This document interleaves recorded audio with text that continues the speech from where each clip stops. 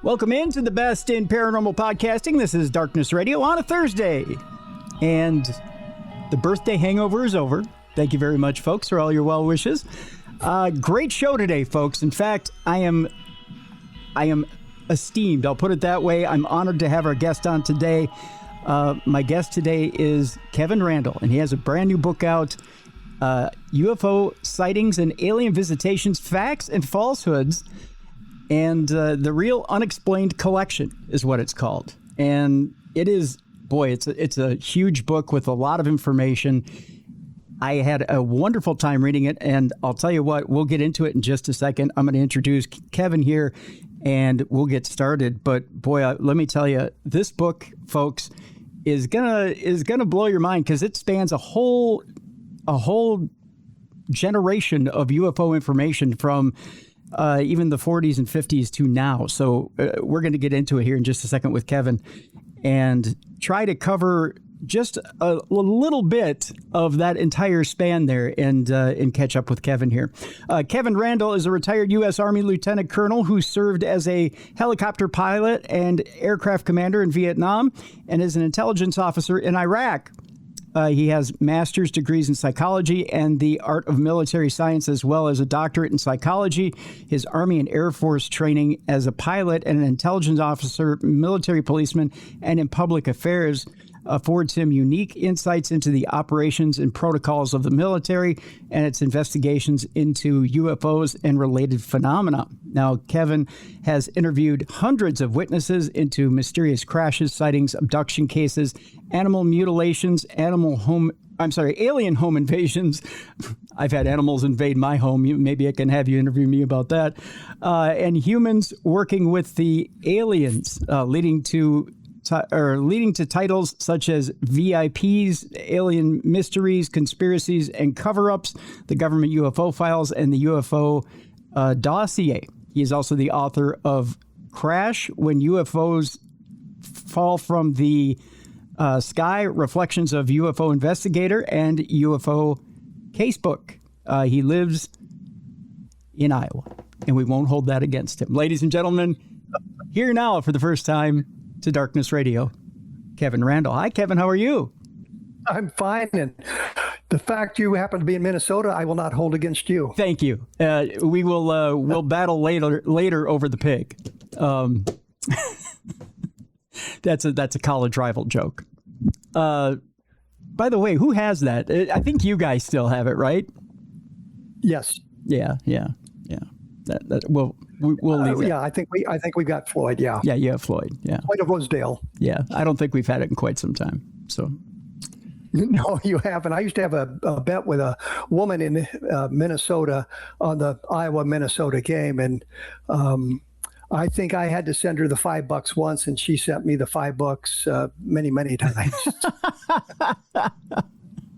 Yeah, the Gophers haven't been real good in a long time. So, no, it is what it is. This book, however, is a lot better than our Gopher football team. I'll tell you that much. Put it that way. UFO Sightings and Alien Visitations, Facts and Falsehoods. Let me ask you this, Kevin, with and your experience, your knowledge is expansive. It's huge. What got you to sit down and put these particular stories into this book?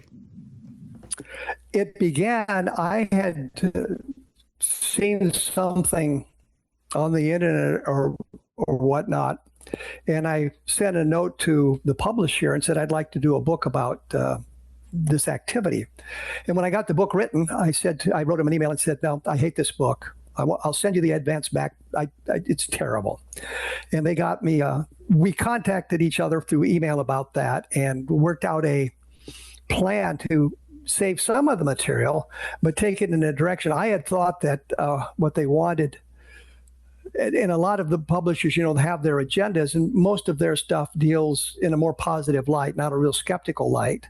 And that was what was hanging me up on this. And I sent them the chapter on Kingman, and they said, yeah, that'll be fine. Let's go with that. So we worked out what I thought were some very interesting cases that I had a lot of detail on and that I talked to an awful lot of the people involved. For example, in Kingman, I talked to or had information from Ray Fowler, for example, the file that he had done with Arcel Stanzel about the Kingman crash and other information like that. Jenny Randle's in one of her books talked about this letter that Dick Hall had gotten that was dated 1966, which was before Ray Fowler had actually published a story about the Kingman crash. And it just suggested, well, there's something real here. I emailed her and she said she wasn't really interested in UFOs anymore. And I can understand that, certainly. But I talked to a couple of other people. I think I straightened that out. I think I understood what happened. So the letter wasn't really sent to Dick Hall in 1966. It came from a source that was less than reliable. And it came to Dick Hall in the 1970s after Ray Fowler's piece on the Kingman crash came out, but I was able to straighten that stuff out. So that was one of the goals of that, is to go into the cases deeply, especially the ones that I had talked to witnesses for or had a hand in investigating, and see if I could actually provide a roadmap through that case to lead to a conclusion. And I tried to leave it open that, here is the information, here's what I believe, but that doesn't necessarily mean this is what you must believe. It's, take a look at the evidence that I presented and see if it takes you in the same direction. I was going to ask you, Kevin, there's a few cases in this book where, based on the age of the case, you may run into a few dead ends, and almost literal dead ends, where some of the people have passed, maybe some of the information comes to a dead end, or some of the potential leads have come to a dead end. At that point, does it get a little frustrating when you're trying to follow that case to its potential conclusion? In a lot of the cases, even if the main witness has passed, there are avenues to follow. So the Kingman case is a prime example. Arthur Stanzel died a long time ago. One of the people who came forward and claimed to have intimate knowledge of the case, Judy Woolcock, she has since passed. But I talked to her daughter and talked to some other people. Guy named Bennett, or Dennett, Preston Dennett has done an awful lot of work. He's in Arizona and done a lot of work on the Kingman case. And I had some email conversations with him. I had the impression that he'd talked to firsthand witnesses. And I thought, who are these people? And he wrote back, said, no, I have not talked to any firsthand witnesses. So in that respect, he's kind of where I was on the case, talking to secondhand witnesses or looking to Ray Fowler's comprehensive file on the case, because he did an awful lot of work on that. So when a case is investigated like that, you've got a reliable investigator such as Ray Fowler taking a look at it. You've got a very good place to look at. And as I say, Don Schmidt told me about Judy Woolcock 30 years ago or so. And when I did Crash When UFOs Fall from the Sky, I did a segment on Kingman. And about the time the book came out, I got a call from her daughter that changed the direction of it. So the new direction is in the Kingman part of this new book. So all of that transpired. But the other side of the coin is I was able to communicate with Preston Dennett. It wasn't a cordial conversation, by the way. He was annoyed at I think that my attitude toward abductions he didn't appreciate. But I got some email from him. I got the email from Jenny Randle's, for example. I knew Dick Hall. I had some information from him and others. So I was able to put the whole thing together.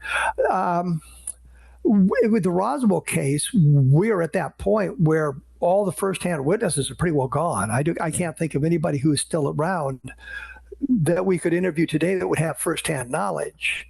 And I know Don and Tom Carey were looking to grandchildren of the witnesses. Jesse Marcel Jr., for example, we had many meetings with Jesse Marcel Jr. He's since passed, and I know Don and Tom have talked to, I've talked to him as well, the grandchildren.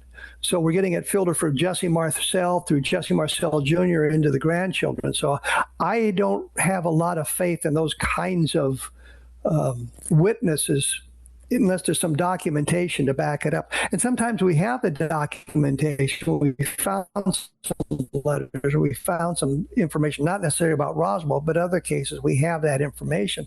So we can look at that and see how the story may have evolved over time. And sometimes the evolution of the story is no big deal, because as everybody accesses their memories, they tend to change them just slightly. Just the mere accessing those memories cause problems. A good example is Loretta Proctor, who was one of the main Roswell witnesses. I believe that over time, and she'd learned more about the cases, it became more popular. She incorporated some of that material into her memories. Letty Asclepi is the same way. She was the teletype operator that was putting the story out over the wire and got the message to cease transmission, to stop it. And it eventually, Paul, evolved into her saying it was the FBI who stopped her. But you look at the original statements, it wasn't the FBI. It was just they got the transmission to stop the transmission.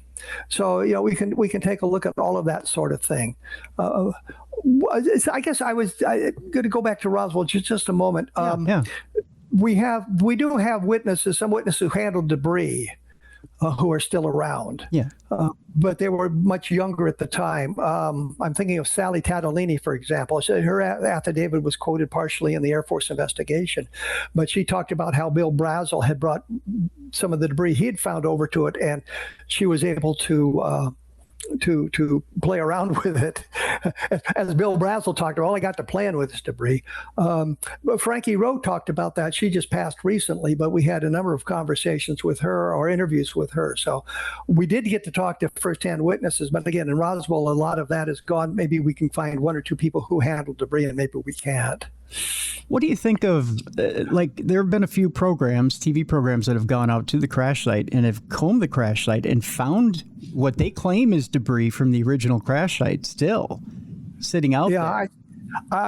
In one case, I know it was planted. And the reason I know it was planted, they had the two investigators out on the debris fields. I think they were really on the debris field. I'm not sure they were ever on the impact site, but on the debris field. And they were playing their games, and they found a button from a uniform. Oh, okay. And I said, well, here's actual evidence the military's been out there. And the unfortunate thing they found was that, they'd found an Air Force button from a Class A uniform. It should have been an Army button. And we'd been all over that place with metal detectors. We did a massive, what they call an archaeological site survey back in the 1990s, and we were out there for 2 weeks, and we were using metal detectors, we were digging test holes, we were screening the material and all that sort of thing. Some of the ranchers out there has told us that military has been on the site just sort of walking it since then to see if anything's popped up. We were also told, which I think was funny, is we should be looking at the burrows for pack rats, because pack rats like shiny stuff. Mm-hmm. Yeah, pack rats were in the area, but I mean, what are the odds of finding a pack rat burrow from 1947 in today's environment? Right. But you don't reject that out of hand. You think, okay, we have to look. And since we're out there anyway, we'll be looking for that stuff. We never had any luck with that. I think Frank Kimbler, who is a instructor at the New Mexico Military Institute in Roswell, has been out many times with his metal detectors and stuff, and he's found some little bits and pieces that are sort of anomalous. I think the testing is still being done on it, and we don't know, and we don't know when that stuff may have been dropped too. If you look at the Aurora, Texas crash in 1897, and they're saying, well, we found this metal, but some of the metal didn't exist before like 1908. And there's all kinds of opportunities for people to go out there and salt the area, or sometimes I think producers kind of set it up, and the on-air talent may not know that was what was done. But when they found the button off an Air Force uniform, a Class A uniform, I'm thinking, nah, I don't think so, because we'd been all over that place and we hadn't found anything like that. I'm sure we would have, and in the time frame, it probably should have been an Army button anyway. So. Yeah, take that. There was one show that claimed at one point, there's got to be more debris all over this place. If we could find this piece, then there must be more debris. There must be a ton of debris on this field. And I'm thinking, come on, over the decades, I got to think this thing has been combed over more times than you can imagine. There can't be that much debris left in this field. I know that when on our second visit to the place where we knew the debris field was, we went over it with the metal detectors for several hours.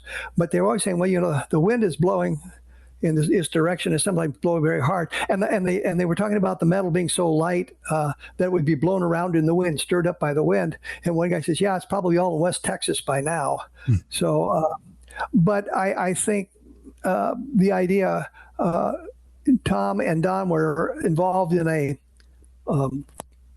archaeological dig on the debris field in the mid 1990s, I think it was. They had excavators and backhoes out there, and they gathered just sacks full of material to be checked, and they haven't found anything in that. And I think that the debris would have been lightweight. It would have been on the surface. It would have been blowing around. And the Army went out there, and I think the guys were like almost crawling on their hands and knees, shoulder to shoulder, to make sure that they got all the debris picked up. Yeah. Bill Brazel said in the weeks that followed, he found some little scraps of it. And he would say that every time he'd gone out in that area, he'd look for stuff, and after a period, he didn't find anything more. And I don't know of anybody who's done more archaeological research out there than Don and Tom. I mean, they've been involved with a number of people, and archaeologists. I mean, people who are trained as archaeologists in finding this sort of thing. I forget the name of the guy from the University of New Mexico, I believe, who was out there with them on that and coordinating that. And like I said, we did a legitimate archaeological site survey. My undergraduate work was done in anthropology, so I'm familiar with that kind of stuff. Maybe not an expertise of somebody who teaches it or somebody who's engaged in that as their life's work, but I'm familiar with the techniques. And I think we dug like 200 test holes and then used screens to sift through the material, and we just really didn't find anything except an old nail here, and I'm not sure that you would use a nail to put together a spacecraft. Right. And I think we found some bottle caps, found a rattlesnake. We ran away from that. Yeah. No, actually, it was moving away from us. Well, I had a pistol with me with what they call snake shot in it, which is just a regular, it's got little, I just let it go. I didn't care. I was going away from what was going to cost. The rancher was mad at me for that. He said, well, they bite our cattle. You should have disposed of it. I thought, nah, I just don't want to do that. Yeah. But I mean, I think that was the only time we saw a rattlesnake out there. And that was out there literally dozens of times with various film crews, with Don and Tom, with archaeological crews, with other researchers. So I think by this point in time, if you find anything out there, it probably wasn't originally there, with the exception of what Frank Himmler's doing, because he's taking it a little bit different. He's a geologist, as I said, teaching geology, but he's familiar with all of this sort of thing. And I think that he's found some little tiny scraps that might be they've tested sort of anomalous, and we don't have the final testing. But I'm just wondering, the thing that's always scared me is I end up with a real honest to God piece of a flying saucer. And we take it in test, and they say, yeah, it's aluminum. Well, it doesn't mean it didn't come from an alien spacecraft. It just means I can't prove it. Right. Even though it may be really and truly from an alien spacecraft, given the metal. And there was some talk in 1997 when they had the big 50th anniversary in Roswell. They brought in a guy who had tested some material. He was talking about isotopic ratios. And he said, this isn't found naturally on Earth. It's nothing found naturally on Earth. But what was overlooked was the question was, well, can we reproduce it on Earth and manipulate the isotopic ratios? And the answer was, yeah, we can. So the fact that they had that material that might have had a different isotopic ratio than you'd found naturally on Earth doesn't mean it wasn't manipulated in a laboratory for whatever purposes. I'm wondering, did they give you what ratios those were and tell you what the metallurgy was on that debris that it could be reproduced? And have we reproduced it since then? Oh yeah, it was stuff that we had reproduced. It wasn't nothing anomalous. Well, finding it out in the desert of New Mexico makes it somewhat anomalous, but it wasn't anything that we couldn't reproduce, and that's the problem. You look at the Ubatuba crash from 1957, or the thing exploding in the air and radiating debris down on a beach and in the ocean there, Ubatuba, Brazil, which I guess is in Sao Paulo County, or whatever they call their areas in Brazil, and it was picked up, and some of the material was sent to the Aerial Phenomena Research Organization through Dr. Fontes, and it was provided with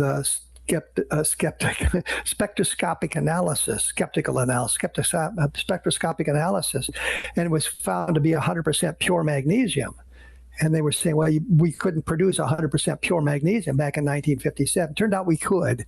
It was Dow Laboratory could do it, but it was a very complex, expensive process. And I didn't explain how this material from Dow Chemical would get down to Brazil. The Air Force, APRO sent samples to the Air Force, which always cracks me up. And then they call back and say, well, we inadvertently destroyed it in our spectroscopic analysis. Can you send us more? And Coral says, yeah, we declined to do that. And I'm thinking, yeah, you got pieces of an alien spacecraft. I mean, it's really an alien spacecraft. You have pieces of it, and you burn it up by mistake, and then you want more, like there's an endless supply somewhere. Right. There's photographs of that debris, two little samples of the debris. I think Coral Lorenzen published it first in her book called about flying saucers, The Great Flying Saucer Mystery, or something like that. That was the first book she came out in the 1960s. And since then, people have talked about it. Jacques Vallée said in the last year or two that the Ubatuba crash took place in 1933. Everything that we'd gotten up to that point, I don't know where he got the information, was suggested it happened in 1950 to a radio host, to Dr. Fontes, to APRO, then often inadvertently destroyed. But the problem is the chain of custody is broken because we don't know who picked it up on the beach, too. We know who the radio host was, and of course, Dr. Fontes. We don't know who collected the samples. So that breaks the chain of custody as well and makes it less than exciting as it could have been if we had the complete chain of custody. And it turned out that we couldn't produce pure magnesium back in 1957. So, wow. That sort of stuff fascinates me, Kevin. I mean, it really does. It just the fact that, you know, we haven't caught up technologically, or we hadn't at that point, in order to reproduce something that came from space or from space aliens. You know, it's the one thing that's always scared me is, or what I think about is we don't have the technology to understand it. And the best way I used to explain it, which doesn't work in today's environment anymore, is you take a VCR, video tape recorder, a power pack, and a monitor back to Merlin the Magician, and you show him this black ribbon, which is the videotape, and say, you know, if you know the secret, you can see what's on this ribbon. It'll code into color photographs or color film. The problem is you have to understand two things that were invisible at the time: electricity and magnetism. There's no way he could figure out how to decode it. He couldn't possibly do it. And I fear that their technology, if they in fact crash in Roswell nearly 80 years ago, or if the any of the other instances are true, that we have not been able to figure out the technology because we just don't have the technology knowledge to be able to decode it. And you can look at it from another way. If you're an archaeologist in the future and you find this silver disc in an archaeological dig, you know, what is it? Is it a coaster? You know, if you're not familiar with CDs or DVDs, you're not going to be able to figure out what it is. So it may be the technology. We don't have the technology to understand the stuff that we have recovered. Absolutely. Tell you what, Kevin, we'll take our break here. When we come back, we'll talk a little bit more about this wonderful book. We'll talk about some of the cases from this book. And I also have some unusual questions for you, because you do have this kind of knowledge that I think I can throw some of these questions at you. And I'm hoping that you can be my almighty sage when it comes to some of these questions, because I'm sure you've been asked these questions before. It's not do my best. It's not something unusual that I think you probably would go, well, you probably have an answer for me. So the book is UFO Sightings and Alien Visitations, Facts and Falsehoods, the Real Unexplained Collection. We have a link in the description of this program. It's put out by Visible Ink Press. When we come back, more with Kevin Randle. And we'll talk more UFOs and aliens, and we'll get the facts and falsehoods right here on Darkness Radio. But first, I want to tell you about Jelly Bean and Julia's and the specials this week out there at Jelly Bean and Julia's. Of course, tonight, happy hour, 25% off all appetizers. It excludes the appetizer sampler, half price off all single pour well drinks, half price off all Mick Golden Light and Coors Light taps, and half price off all domestic cans and bottles. Tomorrow, of course, folks, I talk about it every week, but of course it's my birthday week, so you know I'm going to be sitting down to that smoked prime rib dinner. It's every Friday night, but oh, folks, even the au jus is smoked on the smoked prime rib dinner. Corey is out there every Thursday night getting it ready for you. He puts it in that walk-in smoker, and it smokes overnight. You got a choice between the 12-ounce and the 16-ounce dinner. It comes with that tequila berry salad with that sweet and tangy dressing and the bacon bits. And, of course, you get that Boston baked potato with it, and you get the Texas toast. All of that for just a nominal fee. And, folks, they start serving it at 4:30, and it goes until it's gone. You better get there early because it will be gone. I'll tell you that much.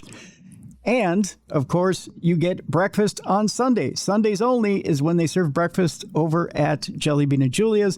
You get such dishes as chicken and waffles. You get the hash with the brisket in it. And, boy, their brisket is something special. So you're going to want to get over there for breakfast on Sundays at Jelly Bean and Julia's. They have live entertainment on Saturdays. They've got catering. They've got much, much more. You want to see everything they have? Go to jellybeanandjulias.com. Jelly Bean and Julia's is on Coon Rapids Boulevard, and I believe it's Zavis Street right there in Coon Rapids. Be sure to look them up, jellybeanandjulias.com. There's a link in the description of this program. All right, when we come back, more with Kevin Randle. The book is UFO Sightings and Alien Visitations, Facts and Falsehoods, the Real Unexplained Collection. When we come back next on Darkness Radio.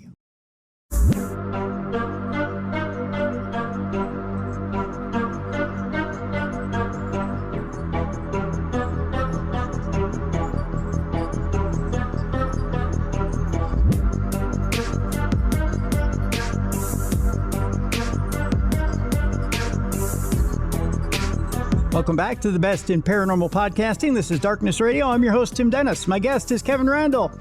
The book is UFO Sightings and Alien Visitations, Facts and Falsehoods, the Real Unexplained Collection. And when we last left you,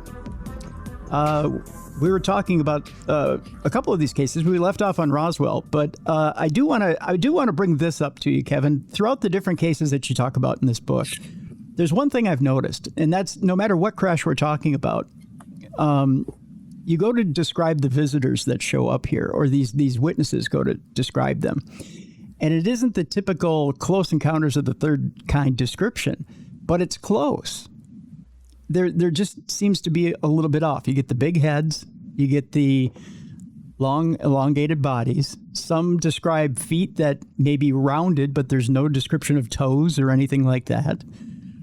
But they all tend to be around 4 feet or so. Is that about an accurate description? Or a little taller. Or a little taller, but they're not very tall. But you never hear anything about like Nordic blondes, or you don't hear anything about. There seem to be all the same description. Is that accurate? No, it's not. And, okay. And here's why. If you look at the Pascagoula case, Charles Hicks and Calvin Parker, they talked about robotic-like creatures that they saw that had their legs fused together. And I think Parker never really saw the feet. So they were more robotic. And then once they were inside the craft, I think, if I remember correctly, Calvin Parker told me about one of the entities he believed was female, that sort of thing. But if you look at the abduction phenomenon or the creature reports from Europe, for example, that doesn't fit into the mold that we have here in the United States.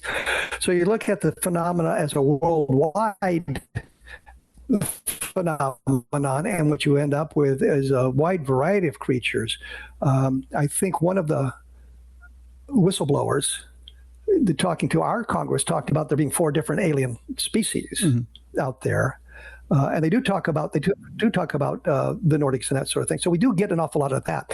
Carl Lorenzen, when I had interviewed Pat Roach back in 1970, I actually interviewed in 76. The abduction took place in 73. I believe, by the way, that her abduction, in this case specifically, because I was there as a primary investigator, I believe it was an episode of sleep paralysis. Be that as it may. When she drew the alien creature under hypnotic regression, it had, what was called the Sam Brown belt, the belt from the shoulder down to the waist. And she said that's very interesting because that's a fact that we held back from our publication. The UFO researchers, the abduction researchers have held that back themselves. So it sort of a way of checking on the other ones. And she said, and these witnesses don't know one another. So it's an interesting correlation among the various sightings. And I'm thinking, yeah, but the abduction researchers all talk to one another. Yeah. And so it wasn't an isolated event that in their hypnotic regression sessions, something like that may have come up. And by the time we get into the 1970s, when we're doing an awful lot of abduction research in the 80s and 90s, there's an awful lot of information out there. And the alien that you described, I think, was kind of fomented by the Barney and Betty Hill case from 1961, because after that case got national publication publicity, the descriptions kind of morphed down to that, but we still get the descriptions of creatures that don't fit that pattern. I looking at the 1973 sightings, I think that the descriptions probably were influenced by what was going on. But I've always looked at that as a college professor taking his graduate students on a film trip, because if you look at the reports, you see the aliens outside the craft. They're gathering samples. They're taking the flora. They're taking the fauna. They're trying to rake people on board. They're abducting people to interview them and gather genetic material and all of that. And it lasted for about 8 weeks, from the middle of September through the middle of November of 1973. And then it just dropped off. And I've always joked about that being, well, they collected their data and they're now back home analyzing it. And they'll be back once they get all that analyzed and know what they need to research further, which of course is my speculation completely and totally, because I just think that's kind of a neat idea to think about it. Mm-hmm. But I think the problem is Barney and Betty Hill kind of established what they look like. And then I think Whitley Strieber with the book Communion. And if you remember, that kind of gave the whole thing that kind of emphasis. So when you get into abduction research after the Barney and Betty Hill book was done, Barney and Betty Hill's, the movie about them that came out in, I think, 73, James Earl Jones, and I forget who played Betty Hill. Yeah. But And then we had, Whitley Strieber's Communion come out, and I think that all kind of fixed that small alien shape with the sort of the light bulb shaped head and the big dark eyes into the American psyche, not so much the European or the African or the Australian or the Asian psyches. It's interesting how physical media, film, television has changed our perception of what we think an alien should be. I mean, we very much have a stereotype of what we think it should be, even up to now Disclosure Day. As we have it in our head, we think we know what an alien looks like. If you were to even ask a school child, what does an alien look like? They'll draw you something that looks like something out of Close Encounters, right? Well, there's been so much of that, though. We go back into the 1950s. We had Gort from The Day the Earth Stood Still, the big robotic creature, mm-hmm. which, by the way, if you'd read the original story, the robot was in charge. It wasn't the human that was with him. The master was the robot. interesting aside. We had The Thing from Another World with James Arness playing the monster, and you didn't get a good glimpse of it, but you got a glimpse of it. And it was a big, large humanoid, nothing special about it. And then we had Invasion of the Saucer Men, and their big thing was they would inject you with alcohol with their fingernails, and you'd end up drunk. But they had the big heads, but they were not the smooth faces that we would remember. So the history of through science fiction and the cinema has kind of set some of these in stone, but others have come out. So when we're doing the research, we have to be cognizant of that. We have to realize that the description of the alien may have been influenced by what they'd seen in the movies or what they'd read or the pictures they'd seen in various books and magazine articles. So we have to be cognizant of that as well. Pat Roach, when she drew the alien, it had a lobster claw type hand, 3 fingers, two big fingers, and a little one like an opposable thumb. And it had a big, not an overly large head, but it had a big head, but it was not the egg-shaped head that we see in today, or the light bulb-shaped head we see that. It was kind of a normal one. It's just a little bit larger. The eyes were not overly large. So she had her own take, but as I say, I believe that was sleep paralysis. And what that tells us is some of the influences that the media has brought to us. There was a Twilight episode called Hocus Pocus and Frisbee. And Frisbee was the biggest liar in the world. He always was telling these huge stories about he'd done this and he'd done that. He was responsible for this invention, and he was responsible for this theory. And the leaders from the world contacted him, and he gets abducted by aliens, and he managed to escape from them. So he gets back to his little store that he runs, and he's telling them this is what happened. And of course, nobody believes him because of all the lies he had told. But the point was the aliens had kind of flat, gray, roundish faces and little black eyes, which looked a little bit like the alien that Barney Barnett drew under hypnotic regression with Dr. Benjamin Simon. So let's get into the abductions specifically. Earlier in the program, you had said what you had your opinion as to what you thought of abductions specifically. Can you tell our audience what you think your opinion of abductions are? When the abduction phenomena started, and I was very, very young, I qualify it that way. I was very accepting of what people told me. I was told by Dr. Harder, Jim Harder, who did hypnotic regression for APRO on abductees. He regressed Hickson and Parker, for example. And he told me that people cannot lie under hypnotic regression. That's not true. There's something called pleasing the operator. And what that means simply is the subject of the hypnotic regression session will pick up subtle cues from the hypnotist and incorporate those in their stories. And the best example is, I think it was Bud Hopkins in one of his books is talking about having regressed somebody, and the person says, I just can't remember anything. I can't remember things. And he uses this trick, well, we're going deeper and we're going deeper. It's like it's a movie footage. Tell me what you see now.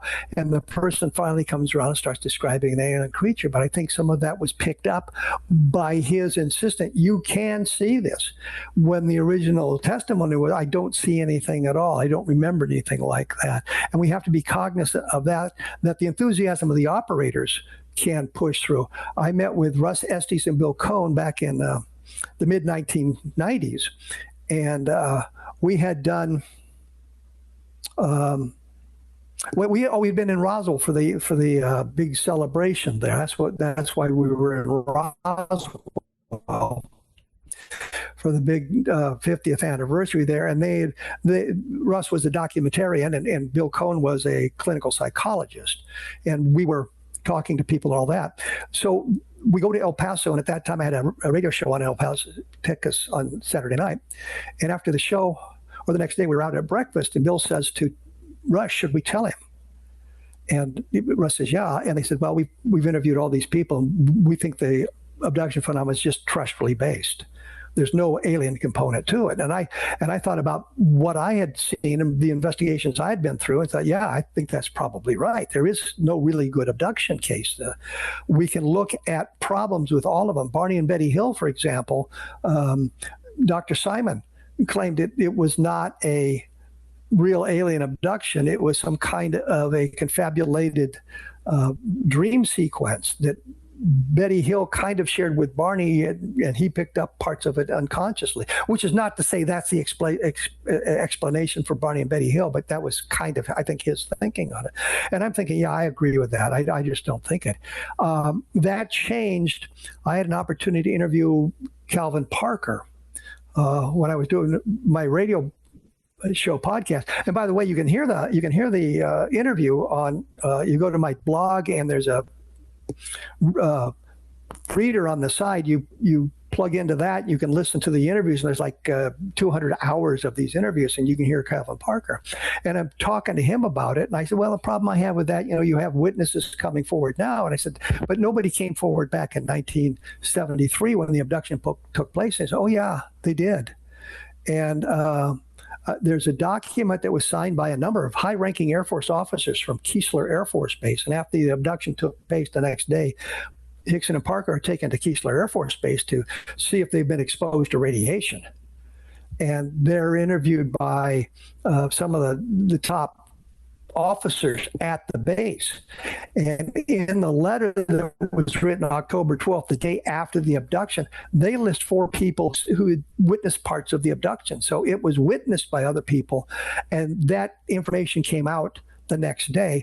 Ralph Bloom, when he did his book about UFOs, I think it came out in 74 or 75, Beyond Earth was the name of the book. And he mentioned that as well. Now, Irene Scott and Philip Mantle interviewed people who'd come forward now in the after 2021 in that time frame, 2020, talking about they had witnessed part of it. And you can say, well, it's so long after the event. Why did you wait so long? And part of the answer is, well, I didn't want to be thought my friends would think I was crazy. But so there's a variety of people who witnessed it and came forward or found the next day. And over the years, there were more people found. And talking to Calvin Parker about that and how everything transpired, I can't find a reason to reject that case. Everything seems to fall in line. They went to the sheriff's not long after the abduction took place, and they're left in an interrogation room, and they didn't know that there was a tape running.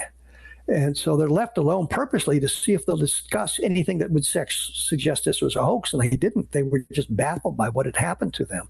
I think it was the next day that Jalen Hynek showed up with Jim Harder and gathered information. And others, like I said, others have been found talking about what they had seen at the time of that. So that struck me as a case. If there's an alien abduction, I'd put my money on that one. So that kind of influenced my thinking of it. And the real point here is when we're doing research, you're doing actual research, your opinions are allowed to evolve as you gather new evidence. So I could say, and this was kind of Don's and my attitude when we went to Roswell, we'll go down there, we'll find an explanation, we'll go home, that'll be it, the end of it. And when we got down to Roswell, we were supposed to meet with Frank Joyce, who was a radio operator, a radio announcer at KGFL in Roswell. And he said, well, no, I don't feel well. I just can't meet with you guys this weekend. Okay, we understand that. We'll meet with you later. And we eventually did meet with him several times. Mm-hmm. And then we were going to a meeting of a UFO group in Albuquerque. They turned out to be a bunch of let's just say they were more interested in the New Age and paranormal than they were in UFO, so they were useless. We got down to Roswell, and we're going to meet with Cliff Stone, who wanted to meet us at the Burger King because he didn't want us to know where he lived, and his address is in the telephone directory, for crying out loud. I know because I looked it up. But he shows up in uniform, his military uniform. And eventually he takes us to his house. We're in the house. And he said, I need to get something out of the car. He goes outside. He comes in. He's carrying a folder with a top secret cover sheet on it. And as he disappeared into his bedroom, I said to Don, if he doesn't have a vault in there, he's going to jail. Because you have to keep top secret material in a vault. Can't keep it in a safe. It's got to be in a vault. And he was lecturing us on UFOs, and some of the conclusions he drew were just ridiculous. But then we met Bill Brazel. Here's the son of the man that found it. He handled debris. He talked to his father. It just turned everything around for us. And we're going back to Albuquerque to catch our flights home. I said, Don, we've got to come back. Just an evolution in our thinking. We went down believing we're going to solve it. We came away saying, no, we've got to come back and complete our investigation. And that's kind of the path I followed through abduction research. This is what I'd found. Bill Cohn, Russ Estes, and I interviewed some 316 people that claimed to be abducted. What we found, and this caused us a lot of grief, is we found there's a disproportionate number of homosexuals in the abduction population. Don't mean that as a pejorative, or people who are asexual. They just had no interest in sex. A disproportionate number. This is something that needs to be explored. And I said at the same time, well, what we need to do is look for other traits that aren't easily visible. I mean, if you're a homosexual, if they provide no clues to their identity, you have no way of knowing. I mean, they may act a little bit differently, or they may dress a little bit more flamboyantly and say, yeah, okay, but you really don't know. And I'm thinking, well, is there a disproportionate number of people who have a specific blood type? What about eye color? What about advanced education? I think Mark Rodiger found that there were, and his sample was very small, by the way, a disproportionate number of people who are left-handed. Are these important clues to understanding the abduction phenomenon? Yes, they are, and we need to explore those. Abduction research in 2026 has kind of fallen by the wayside. You don't see all that kind of information about people claiming abduction. Now we're into the age of disclosure, where everybody's interested in what the Congress is doing and what the whistleblowers are doing and that sort of thing. And we don't get a lot of information about the abduction phenomenon in today's environment. We still get some, but not like we used to. Well, you bring up an interesting point, and that's this. We can transition into that topic, because it seems like when in the congressional hearings and even from congressional hearings to disclosure, the one thing that they're keeping out is abductions. And it's almost like they don't want to touch that gray area, that hairy subject, because if they do, then they have to admit that those crafts that are flying in the sky have aliens inside of them that are doing things to us. I think the problem is there is still a cabal in Washington that doesn't want this information released. And we can see it in the data dumps. That's what I call them. That we had one, last Friday or Friday before. There's really nothing new in those that we didn't already have. I think in the Friday one, there was 3 or 4 sightings. There was one. Trying to remember the details of it now. Where they saw an object come out of they were running a gunnery exercise in a C-130 gunship, big C-130, and they had launched a flare down as their target, and they were aiming a 105 millimeter howitzer at it, firing a howitzer from an airplane, for crying out loud. Mm-hmm. And they saw 2 red orbs hovering above the water, and then suddenly shot up in the air. And there was 25 instances of these orbs being seen at that time. The conclusion was, we don't know what it was, but the orbs are only like 4 feet in diameter, so you don't have any clue. And it kind of harkens back to the Foo Fighters from World War II, where a lot of times it was glowing orbs, and sometimes you get a solid craft, sometimes you wouldn't. With the Foo Fighters, the gunner crews and the bombers, for example, would fire on them, and sometimes the bullets would disappear into the object and never come back out, and that sort of thing. So he has these bizarre things going on. But here was a sighting that was detected by the sensors on the ship. And they said that when they went back to review the data, you're watching was sort of corrupted, but one guy managed to get it on his cell phone. So we have a little bit of the video available to us. But they said that's one of the anomalous things, and that was kind of a new one to me. But I was looking for other stuff. There's one document relating to Roswell, and that's the FBI telex that I think that Bruce Maccabee found in the 1990s, which was from the Dallas office to Washington, D.C. In the GAO investigation, they found the document, but it was redacted, had some redactions in it. We had unredacted versions before that. So we knew that the FBI misspelled Major Curtin's name wrong in the document. But I mean, we don't find anything about Roswell, and yet it was big news for an afternoon. Mm-hmm. I mean, every major newspaper carried it, and I don't know if you've been through many of the files from these data dumps, but there's an awful lot of newspaper clippings in there. Yeah. And yet you don't have anything from Roswell, and you would think, yeah, there should be something. The New York Times was talking about it from coast to coast. The earlier articles, the earlier reports were we have a flying saucer, we don't know what it is, and then, well, it's a weather balloon, and that's kind of killed the whole story. But you don't see that sort of thing in these data dumps. I'm looking for the level land stuff, because here's a big sighting from November of 1957 where the craft interacted with the environment. It stalled cars. Literally dozens of people saw that. The sheriff of Hockley County in Texas, where level land's located, talked about getting hundreds of phone calls. And the close approach of the UFO stalled the car engine and that sort of thing. There was landing traces that were found. And there's a good possibility that Air Force officers were close enough to get their car stalled. I found some information about that, but I've seen nothing in these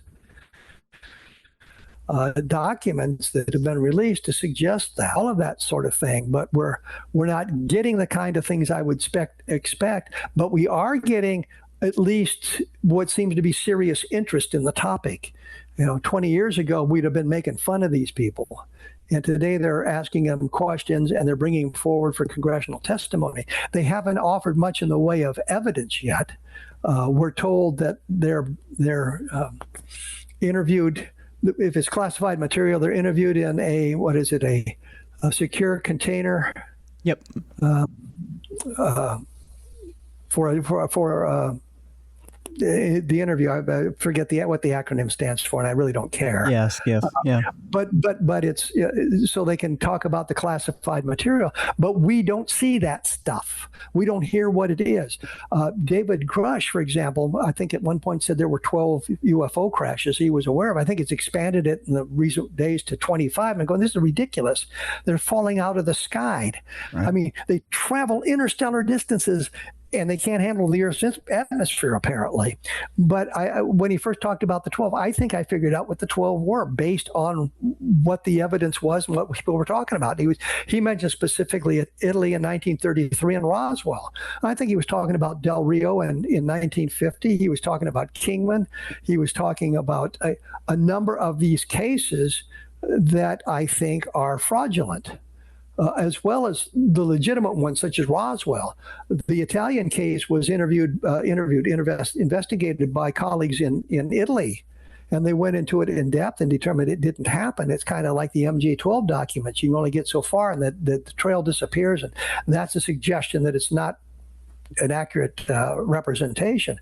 Del Rio was invented by one guy who claimed to be a retired Air Force colonel. Turned out he spent 13 months in the Army. He wasn't a fighter pilot, and he never rose above the rank of E4, which is not to disparage G4s, although I skipped over that rank, but that's another argument. Well, I went to flight school. What happened? I went to flight school, and you had to go through basic training as a private E1. And when we got to flight school, they promoted us all to E5 because we had to buy all this stuff as part of our training equipment. And if you lasted long enough in flight school, but you flunked out, you were sent back into the Army as an E5. I did not flunk out. I was appointed a warrant officer, so I never fell back to E5. But just kind of unnecessary aside. But I did a thing on my blog where I speculated about what the 12 crashes were, and I think I mentioned Kecksburg. I think I mentioned Shag Harbor. Shag Harbor, I always thought as an emergency landing as opposed to a crash when it fell into the ocean. And according to Chris Stiles, who I talked to just the other day, there's actual footage of the thing on the bottom of Shag Harbor. Yeah. And he's now trying to get hold of that footage. That is legitimate. Kecksburg, I disagree with Stan Gordon. I believe it was probably a meteor. Stan is convinced that it landed in the woods near Kecksburg and then was retrieved by the military. And he's got some interesting evidence for that. I think the evidence points to a natural phenomenon, but that's another argument. But I think those are the ones that Rush would be talking about a couple of years ago, and now I think he's talking about more. I'm thinking, the book I did, Crash When UFOs Fall from the Sky, somebody counted them, I didn't. There's 118 crash stories in there. Wow. That's just preposterous. Many of them are one witness, single witness. Some of them are obviously hoaxes. A great number of the crashes from the 1897 airship are hoaxes, and that sort of thing. But you have to look at all of that data and go in those directions. It seems to me, you say there seems to be something about our atmosphere that they can't handle when they get into it. Is it and you said as well that it was. No, you misunderstand. You misunderstand. I'm saying that they travel interstellar distances. When they get here, they're falling out of the sky. Right, they're falling out of the sky. I don't believe that they're falling out of the sky. No, I'm just saying it just seems like you figure out how to travel interstellar distances. You can't handle a planet's atmosphere. That just is ridiculous. Right. I'm wondering because there was something that was said, and I'm trying to remember if it was at Roswell or if it was the MO41 case where when they opened up the ship, they said it was almost like when they were exposed to oxygen, they couldn't handle the atmosphere. The actual aliens themselves couldn't handle the atmosphere. It was because they had no testing equipment inside the craft to make sure that the atmosphere wasn't toxic to them. I mean, you go back to 1950 science fiction, and there's a number of stories. I think it's World Without End, where they're trying to decide what to do, and they check the atmosphere, and they say, well, it's breathable. We can go outside. So I think if you can figure that out for 1950 science fiction, that a race that's capable of traveling interstellar distances is going to be able to test the atmosphere to make sure it's not toxic to them. And if you look at a lot of the stories from the 50s and 60s, you'll see the aliens dressed in, they called them diving suits. They'll have big helmets on, they'll have breathing apparatus and that sort of thing. And then we get into the 70s and 80s, we don't see that much anymore. So I think it's that sort of thing. But I just cannot believe you can figure out how to travel interstellar distance, which is filled with all kinds of dangers, and you haven't been able to figure out a way to land your ship safely. And then when you open it up, the atmosphere kills you because you weren't smart enough to test the atmosphere to make sure it wasn't toxic to you. We get an atmosphere with too much oxygen in it, and it's toxic to us. Yeah. Or what other gases might be in the atmosphere. We tolerate our air, but an alien race on a different planet may not be able to tolerate some of the inert gases in our atmosphere, and it may turn out to be toxic to them. Let me, as we start to wrap things up here, Kevin, let me ask you a couple of crucial questions, and it's this. How far do you think the government goes with this disclosure? What's the biggest bombshell you think we're going to get from them? Oh, biggest bombshell. I think we've already kind of passed that point. Yeah. Well, there's a lot of stuff going on, and we just don't know what it is. I think Rubio, the Secretary of State Marco Rubio, had just recently come out and suggested that there's stuff going on that we don't know, but I think he's now leaning to a terrestrial explanation for it. So they're admitting that there's anomalous things happening, but they don't have an explanation for all of them. But we've had that from the very beginning with some of the UFO sightings. Well, it's anomalous. Well, we don't know what it is. Normally, they would slap a hoax label on it or some kind of stupid answer. Leveland, for example, here's an object that persisted for two and a half, 3 hours in the area, and it's currently carried in the Project Blue Book files as ball lightning. Well, ball lightning is only about 18 inches to 24 inches in diameter, and it has a life of about 30 seconds. Mm-hmm. And yet we've got something that was going on there that lasted for literally hours, and the object was described as much, much larger. And we're able to stall cars and leave landing traces and that sort of thing. So I think that we may have gotten as much as we're going to get, but I don't know. And it may depend on what the president decides to do, that he needs to do to bump his numbers up, if there's something that they're going to release. But the impression I get is they're gone about as far as they're going to go. I thought when Leslie Kean and Ralph Blumenthal published that first article about the Nimitz, now we're moving to disclosure. But here we are nearly 10 years later, and I don't think we're really that much closer. I don't think we won't get the disclosure, but we'll get some interesting cases out of it. And we've seen a few of them, but not many. Yeah. Okay. And then this is the question, my sage, wise one, that I've always thought about, and I've thought, why? Why has this never happened? And it's this question.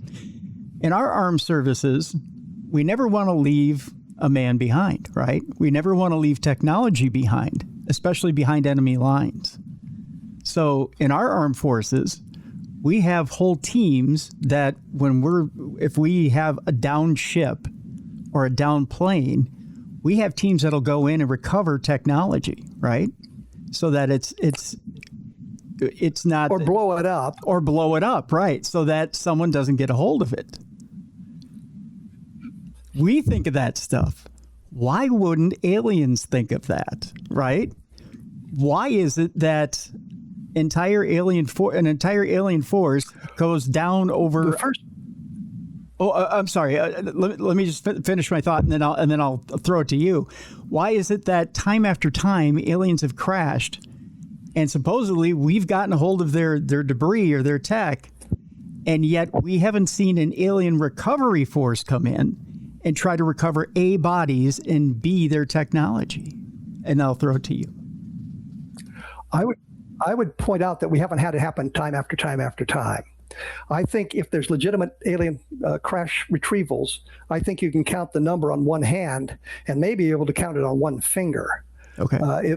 It was an anomalous event in Roswell. Shag Harbor may be good. There may be a couple of others, but there's just not hundreds of them. Okay. Secondly, I've always postulated as a fun thing, they did it on purpose, as a benign way of announcing themselves to us. What's more benign than a wrecked ship and the dead crew? Now we have an opportunity to look at it, to understand it, and prepare ourselves for the arrival of the living crew members and the actual landing in Washington, D.C. or wherever the hell they want to land. I think I'd land in Cheyenne, Wyoming. Well, that's just me. Yeah. Anyway, but I don't buy that. But I think if you're an alien race, you might think in those terms. We do not know. Maybe they just figure, hey, they crashed, they're dead, we don't care.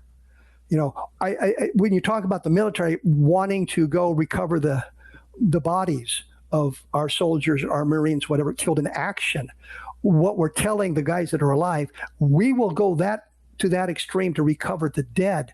Think what we will do if we understand you've been captured and we have a way to get you back. We will go retrieve you as best we can. So that's kind of a different scenario. But I think that the problem is the only thing we have in common with the aliens is we're intelligent species.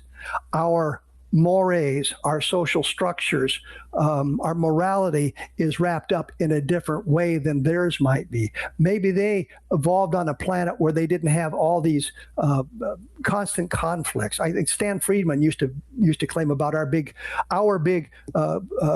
export is tribal warfare, and there's something to be said for that. Mm-hmm. You know, we just always are finding ways to fight one another. And maybe they grew up on a planet where it was much more benign than that. But it's just, I don't have a good answer for that, simply because we have no interaction with the aliens. If they land, we could ask them, and it may not be the same race too. So it changes. But the thing you have to remember is the number of crashes is very, very small. Okay. And it may be simply that once they've lost something like that, they no longer care. That's a good insight and a good answer. I guess it's always kind of bothered me that you've never seen another party show up, at least to claim they're dead, right? Yeah. And it may be that the dead are like cyborgs or clones or artificial intelligence, so that, you know, it's if your computer dies, you don't try to rescue it. You get a new one. Yeah, that's true. Yeah.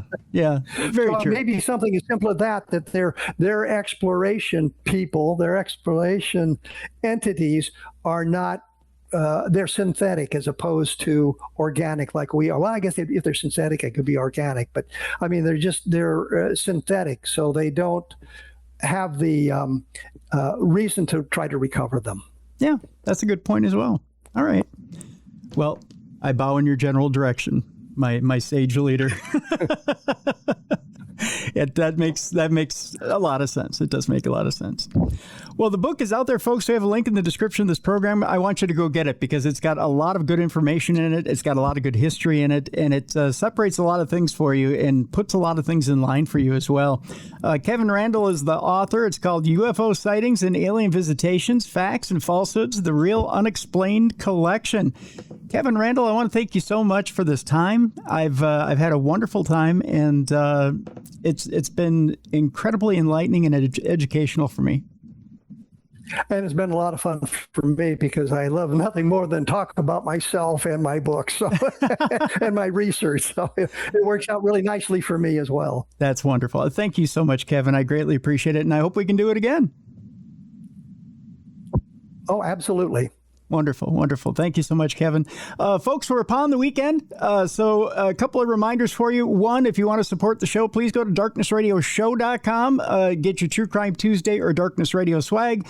Two, get the Darkness Radio Apple app so you can take Darkness Radio with you. There's also additional programming there, so you're going to want to get that. There's also ways to contact us as well. The Darkness Radio Apple app's available now, as well as the update for it. Go get it right now.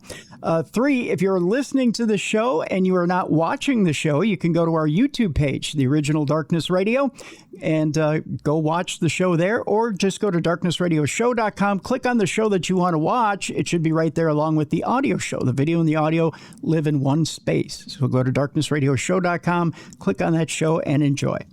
And finally, we're upon the weekend. This is our last show of the week, so we'd appreciate it if you would do one thing for us, and that's this. If you're going out this weekend, if you're going out to enjoy the lake, if you're going to a state fair or a local fair, county fair, if you're going to a ball game or whatever you're doing this weekend, do this for us. Take an elderly or disabled veteran, a disabled person with you. Take someone out with you from your community with you to go enjoy that weekend with you. Be a light in someone's darkness this weekend, please. People want to get out of the house as well and enjoy this great summer weather, what we have left of summer. Be a light in someone's darkness this weekend. A message from your friends here at Darkness Radio. For Jessica Freeberg, for Beer City Bruiser, for Mally Fox, and for Travis Thorpe, I'm Tim Dennis. Thank you so much for continuing to listen and watch the best in paranormal podcasting. This is Darkness Radio.